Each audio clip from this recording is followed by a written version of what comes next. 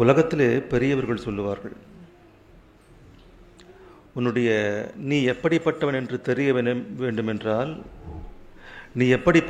தெரிய வேண்டுமென்றால் உன்னுடைய நண்பனை காட்டு என்று. பைபிள் பல 100 ஆண்டுகளுக்கு முன்பே நட்பை குறித்து அநேக விஷயங்களை சொல்லியிருக்கிறது.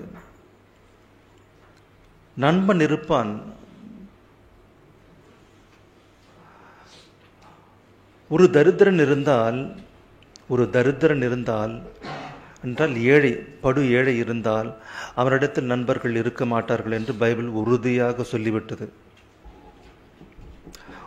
ஒருவன் படு ஏழையாக இருந்தால் தரித்திரன் தன்னுடைய எல்லா நண்பர்களையும் இழப்பான். நீதிமொழிகளில் சொல்லப்பட்டிருக்கிறது. அவனிடத்தில் செல்வம் இருந்தால் அநேகர் வந்து சேருவார்கள் நண்பர்களாக. அவர்களில் யார் உண்மையான நண்பன்? நட்பை குறித்து பைபிள் சொல்லும்போது ஆபிரகாம்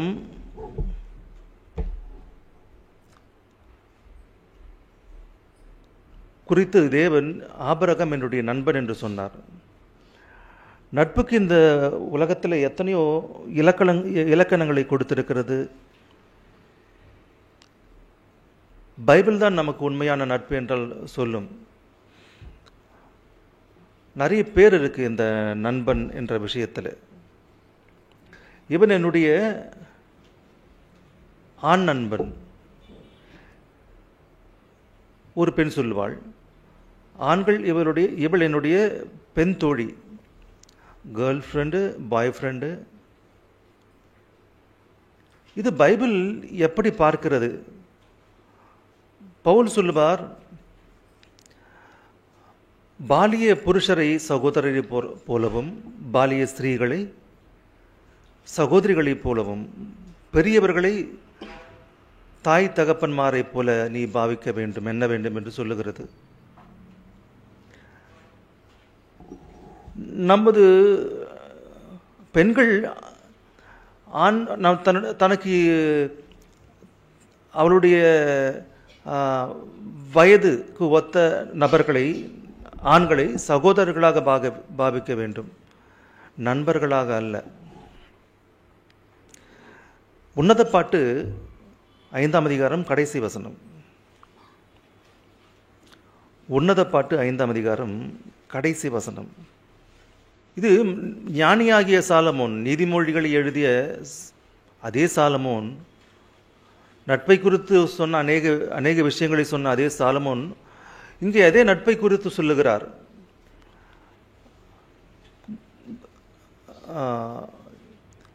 பாய் ஃப்ரெண்ட் அப்படின்னா யாரு? அவருடைய வாய் படிக்குமா, அவருடைய வாய் மிகவும் மதுரமாய் இருக்கிறது. ஏன் மதுரமாய் இருக்கிறது என்றால் அவர் முற்றிலும் அழகுள்ளவர். இவரே என் நேசர். யார்? ஒரு மனைவி தன்னுடைய கணவனை பார்த்து சொல்ல வேண்டிய வார்த்தை இவரே, இவரும் அல்ல.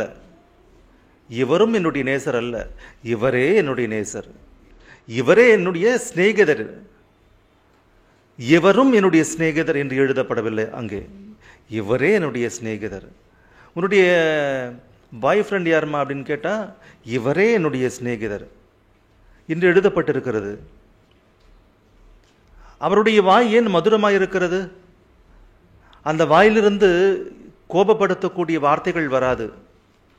அந்த வாயிலிருந்து சந்தேகப்படக்கூடிய வார்த்தைகள் வராது. கணவன் மனைவியையோ, மனைவி கணவனையோ சந்தேகப்படக்கூடிய வார்த்தைகளை நாம் தூண்டிவிடக்கூடாது.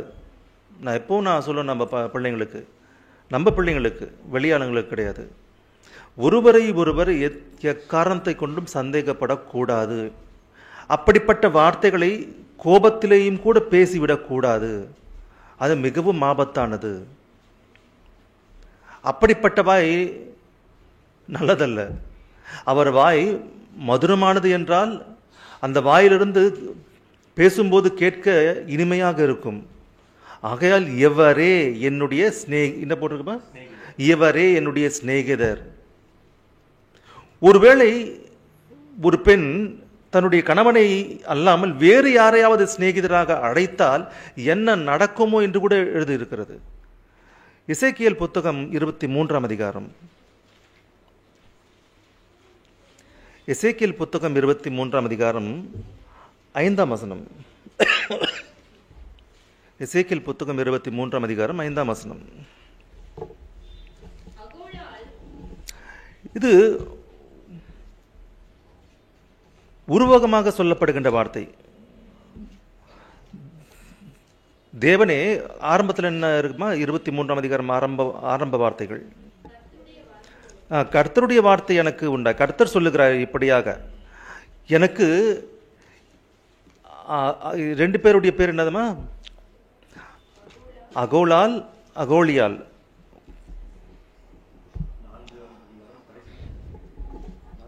படி. அகோலால் என்பதற்கு சமாரியா என்றும்,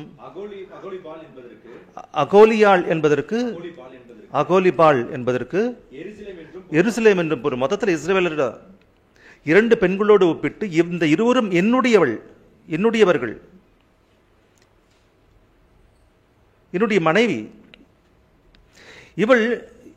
இவர்கள் என்னோடு இருந்து பிள்ளைகளை பெற்று பிறகு பிற ஆண்களோடு நட்பு கொண்டு 5ஆம் வசனம், 6ஆம் வசனம்.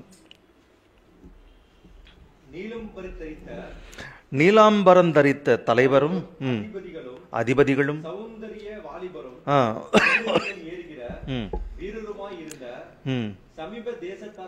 சமீப தேசத்தாராகிய தன் சிநேகிதர் மேல் அவள் மோகித்து, உன்னுடைய சிநேகிதரை விட்டுவிட்டு வேறு நண்பர்களோடு நீ சிநேகிதர் என்று போனால் அங்கே நடப்பது, இங்கிலீஷில் நிறைய வார்த்தை சொல்லுவாங்க. க்ரஷ்ஷு, உங்களுக்கு தெரிஞ்சதெல்லாம் சொல்லுங்கப்பா. க்ரஷ்ஷு, அப்புறம் பாய் பெஸ்டி, அப்புறம் லிவிங் டுகெதர், அதுவும் அப்புறம் டேட்டிங்கு, இது மாதிரி நிறைய வேர்ட்ஸ் இருக்கு. தன் சிநேகிதர் மேல் அவள் மோகித்து, பாய் ஃப்ரெண்டுன்னா உண்மையான பாய் ஃப்ரெண்ட் மனைவி தன்னுடைய கணவனை பார்த்து சொல்ல வேண்டிய வார்த்தை. 10ஆம் வசனம். அப்படியாக சென்றால், சென்னையில் சென்னை கிடையாது ஊர்,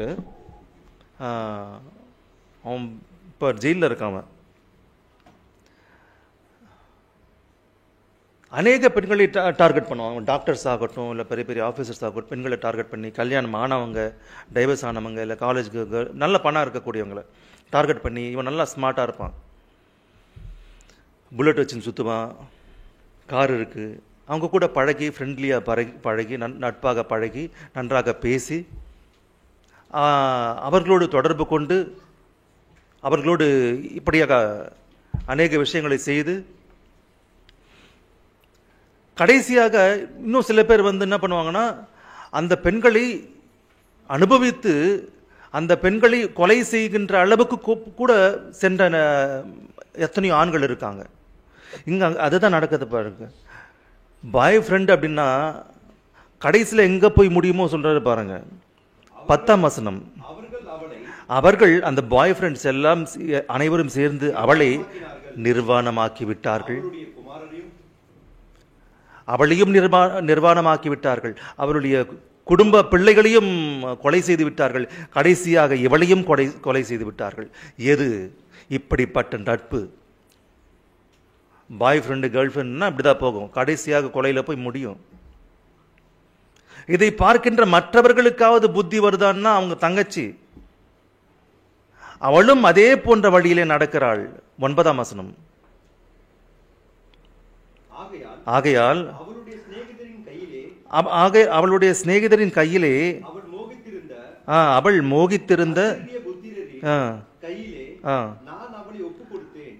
மோகித்திருந்த அப்படிப்பட்ட சிநேகிதர் கையில் அவள் கொலை செய்யப்படுவாள். அவளுடைய தங்கை 11ஆம் வசனம்.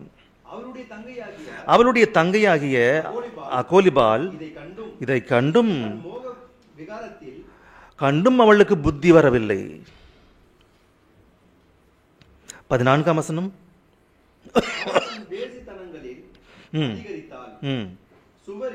சுவரில் ஜாதிலிங்கத்தால் சித்திரன் தீர்த்த கல்தேயரின் புருஷ சுரூபங்களை கண்டால், படம் அழகான ஆண்களின் படங்களை பார்த்து, இங்க என்ன போட்டிருக்க, ஜாதி லிங்கத்தை, லிங்கம்லாம் உங்களுக்கு தெரியும், ஆபாசமான படங்களை பார்த்து அவர்கள் மேல் அடுத்த வசனம் படிப்பா, அவர்கள் எல்லாரும் ராஜகுமாரர்களுக்கு ஒப்பாக அழகாக பார்வைக்கு ஜாம்பவான்களாக நல்ல வாட்டசாட்டமாக இருப்பதினால், அப்படி எது அந்த சுவரில் இருக்கக்கூடிய அந்த ஆபாச படங்களை பார்த்து அந்த படங்களில் இருக்கக்கூடிய அந்த வாலிபர்கள் பார்ப்பதற்கு ராஜகுமாரரை போல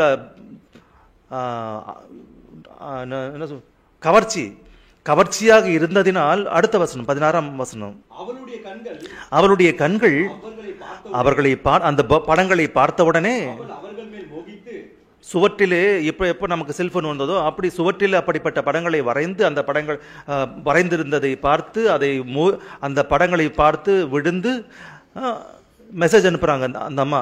யாருக்கு? அவங்களுக்கு. அவளுடைய கண்கள் அவர்களை பார்த்தவுடனே அவர்கள் மேல் மோகித்து கல்தியாவுக்கு ஆள் அனுப்பி மெசேஜ் அனுப்புறாங்க, நீங்களா வாங்க நம்ம ஃப்ரெண்ட்ஸ் ஆகலாம். இந்த காலத்தில் ஃப்ரெண்ட்ஸ் ஆகிறதுக்கு என்னென்ன ஊடகங்கள்லாம் இருக்குது? ஃபேஸ்புக் இருக்குது. எவன் ஃபேஸ்புக் ஃப்ரெண்டு? யாருமா அந்த பையன்? Facebook friend. அந்த பொண்ணு யார்டா? Facebook friend. Instagram friend. அவர்களை ஸ்தானாபதிகளை அனுப்பி அவர்களை வரவழைத்து, வந்தவன் சும்மா இருப்பானா? வந்தவன் என்ன பண்றான்னு பாருங்க. அப்பொழுது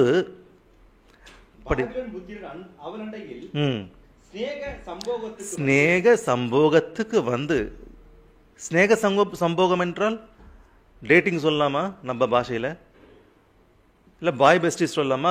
கேர்ள் பெஸ்டி சொல்லலாமா? இல்லைன்னா லிவிங் டுகெதர் சொல்லலாமா? எல்லாத்துக்கும் ஒரு ஏதோ ஸ்டேஜ் சொல்கிறாங்க. பாய் பெஸ்டின்னா ஃப்ரெண்டுக்கு மேலேயோ கீழேயோ மொத்தத்தில், காதலனுக்கு மேலேயோ கீழேயோ ஏதோ ஒரு கணக்கு இருக்கான். இது மாதிரி இருக்கு. அப்பொழுது பாபிலோன் புத்திரர், அந்த மக்கள், அந்த ஆண் நண்பர்கள் வந்து அவள் அண்டையிலே ஸ்நேக சம்போகத்துக்கு வந்து தீட்டுப்படுத்தினார்கள். அந்த ஃப்ரெண்ட்ஷிப் தொடர்ச்சா பாருங்க, ஒரு வாட்டி கண்டினியூ ஆயிடுச்சு அந்த ஃப்ரெண்ட்ஷிப், ஒரு வாட்டி பாருங்க. 18ஆம் வசனம். இவ்விதமாய் அவள், இதெல்லாமே வேசித்தனம் என்று சொல்வார்கள் பைபிளில். நீங்க வேற பேரை வச்சுப்பீங்க, பாய் பெஸ்டி, அந்த பெஸ்டி, இந்த பெஸ்டி அப்படின்னு. இவ்விதமாய் அவள் தன் வேசித்தனங்களை வெளிப்படுத்தி தன்னை நிர்வாணமாக்கின போது,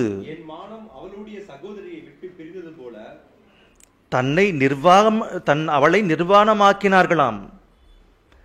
நிர்வாணமாக்கி கடைசியாக அவளையும் விட்டு, இல்ல அதுக்கு அடுத்து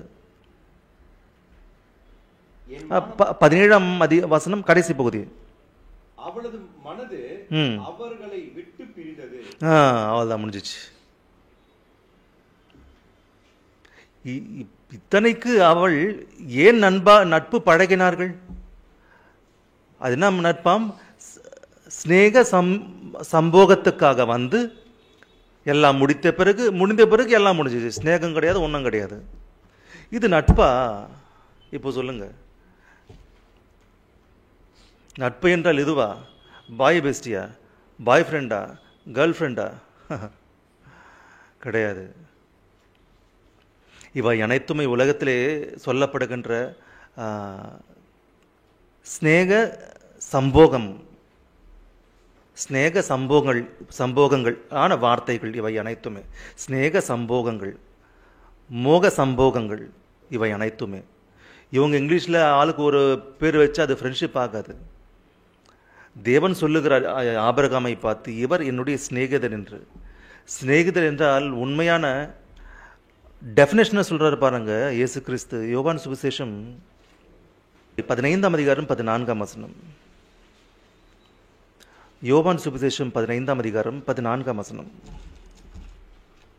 நான் உங்களுக்கு கற்பிக்கிற யாவையும், ஃப்ரெண்ட் என்றால் என்னமோ சொல்றாரு பாருங்க.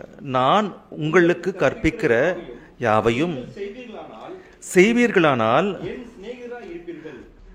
தேவன் ஒருவர் கற்பிக்கின்ற விஷயங்களை கற்றுக்கொண்டு அதன்படி செயல்பட்டால் அவன்தான் ஃப்ரெண்டு. அது கெடுதலாக இருந்தாலும் சரி, நல்லதாக இருந்தாலும் சரி. ஆகாத சம்பாஷணைகள், கெட்ட சகவாசம் நல்ல ஒழுக்கத்தை கெடுக்கும், நல்லவனையே கெடுக்கும். கெட்டவனோடு நீ பழகினால், கெட்டவனோடு சேர்ந்து அந்த வார்த்தைகளால் நீ நல்லவனாக இருந்தாலும் அவர்கள் உன்னை கெடுத்து விடுவார்கள். அவர்களிடத்தில் நீ கெட்டவைகளை கற்றுக்கொள்ளுவாய்.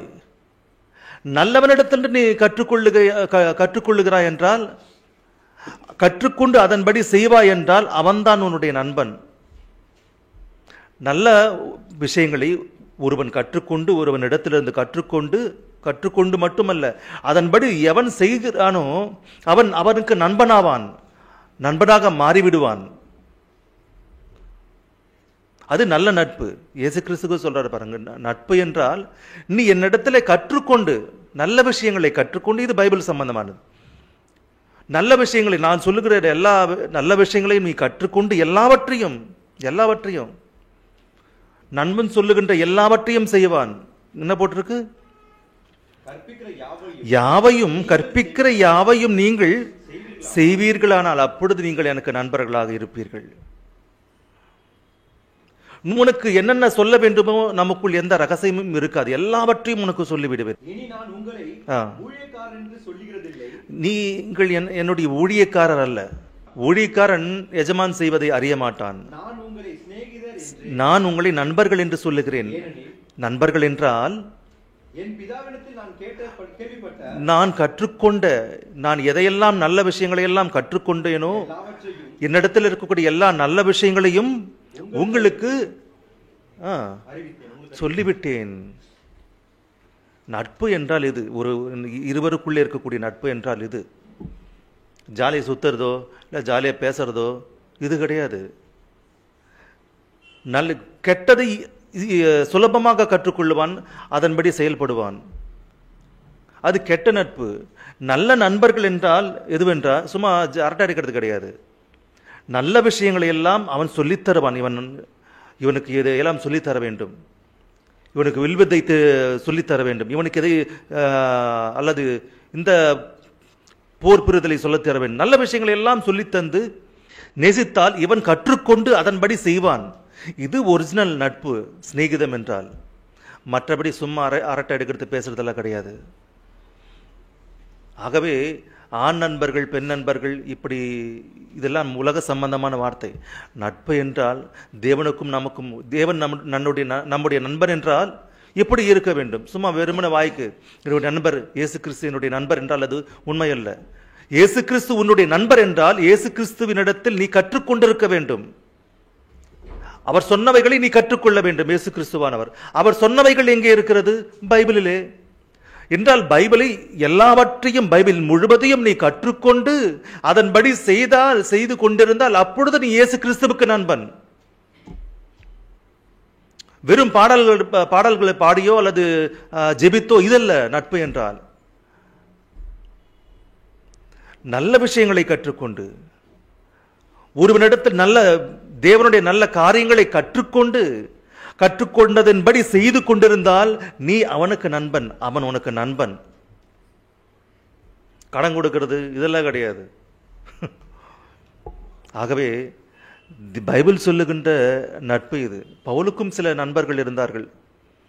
அவர்கள் உலக சம்பந்தமான நண்பர்கள். அவர்கள் எப்படிப்பட்டவர்களோ பாருங்க ஒரு வாட்டி. அப்போஸ்தலருடைய நடபடிகள் 19ஆம் அதிகாரம்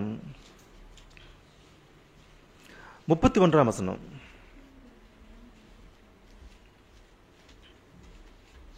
அப்போஸ்தலருடைய நடபடிகள் 19ஆம் அதிகாரம் 31ஆம் வசனம். ஆசியா நாட்டு தலைவரில் ஆசியா நாட்டு தலைவரில் அவனுக்கு சிநேகிதராய் இருந்த சிலரும் அப்போஸ்தலனாகிய பவுலுக்கு சிநேகிதராகி இருந்த சிலர் அவனிடத்திற்கு பவுலிடத்தில் ஆள் அனுப்பி, அரங்கசாலைக்கு போக ஐயா, அங்கே மிகப்பெரிய குழப்பம் நடந்து கொண்டிருக்கிறது, நீங்கள் அந்த அரங்கசாலைக்குள் சென்றால் உங்களுடைய உயிருக்கு ஆபத்து. உலகத்தில் இருக்கக்கூடிய அதிகாரத்தில் இருக்கக்கூடிய சில அதிகாரிகள், தலைவர்கள் பவுலுக்கு நண்பர்களாக இருந்தார்கள் என்றால், அந்த அதிகாரத்தில் இருக்கக்கூடியவர்கள் பவுலை நம்பினார்கள்.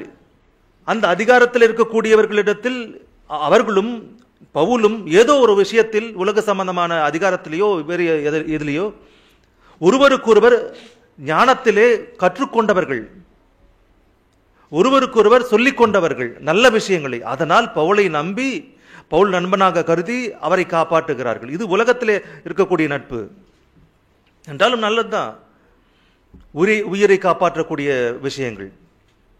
ஆகவே நட்பு என்றால் நல்ல விஷயங்களை ஒருவரிடத்திலிருந்து கற்றுக்கொள்வது, அதன்படி செய்வது. காம இச்சைகளை தீர்த்து கொள்வதோ அல்லது உலக சம்பந்தமான ஆசைகளை தீர்த்து கொள்வதோ அல்ல, கற்றுக்கொள்ளுதல், செயல்படுதல். கெட்ட நட்பு என்றால் கெட்ட விஷயங்களை கற்றுக்கொள்ளுதல், கெட்ட விஷயங்களை செயல்படுத்துதல், செயலில் காட்டுதல். இதுதான் நட்பு. ஒருவருக்கு இருவரை பார்த்து நல்ல நண்பர்கள் என்று எப்போ பேசுவாங்கன்னா, எப்போ பார்த்தாலும் தொண்ணு பேசிக்கிட்டே, அது கிடையாது. நல்ல விஷயங்களை பேசிக்கொண்டு நல்ல விஷயங்களை செயல்படுத்துவார்கள், அது நல்ல நட்பு. மற்றபடி எதுவும் எந்த விதமான ஜல்சாவை சுத்துறதோ இதெல்லாம் நட்பு கிடையாது. அது ஏதோ நீங்கள் ஹாப்பியாக போகிறீங்க, ஊரை சுற்றுறீங்க.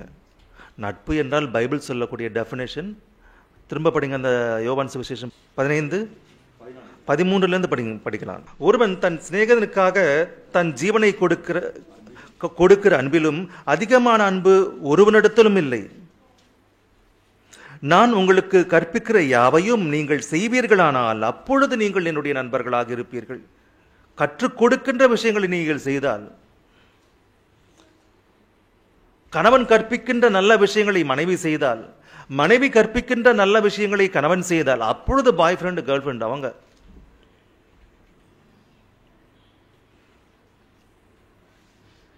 அவர்களுடைய வாய் எப்படி இருக்குமாம்? அவர்களுடைய வாய் மதுரமாய் இருக்கும். என்னுடைய சிநேகிதருடைய வாய் மதுரமானது. ஏன்? நல்ல விஷயங்களை கற்றுத் தருவார். மதுரமானது. எப்போ பார்த்தாலும் எரிஞ்சு விழுந்தா மதுரமாக இருக்காது, பைத்தியக்காரத்தனமாக இருக்கும். அதனால் கவனமாக இருந்து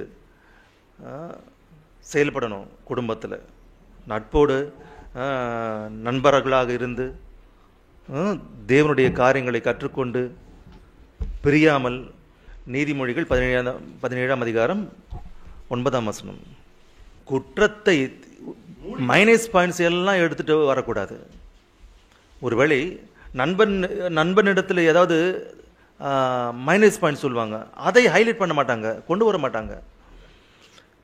கணவனிடத்தில் ஏதாவது மைனஸ் பாயிண்ட் இருக்கு, இல்லை மனைவியிடத்தில் ஏதாவது மைனஸ் பாயிண்ட் இருக்கு, அதை மூடுகிறவன் சிநேகத்தை நாடுகிறான். அதை ஹைலைட் பண்ணுகிறவன்